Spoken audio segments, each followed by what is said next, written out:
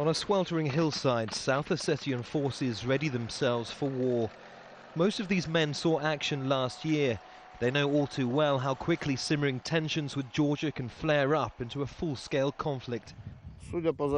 Judging by the statements coming from the Georgian president, there is a clear potential for war.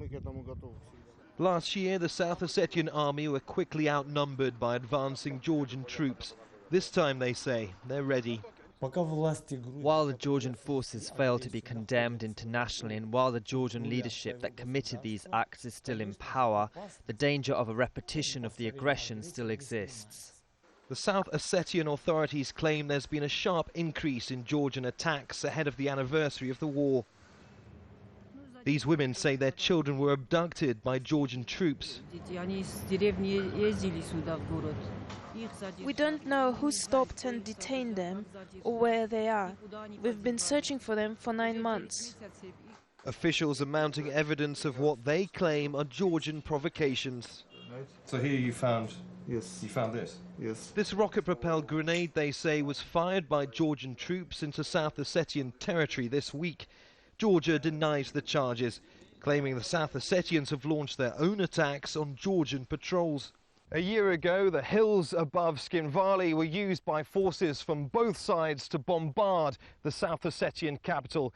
And here, not too far away, at the border crossing at Erganati, one can see both the Russian and South Ossetian flags flying high side by side, only a matter of meters away from the closed Georgian border.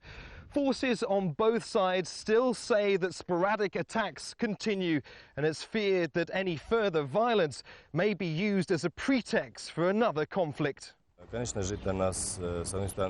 We're worried for the population that went through all of this last year. People are very worried that there will be a new war. The only comforting fact is that Russia's Ministry of Defense have promised to protect the population from any possible attacks.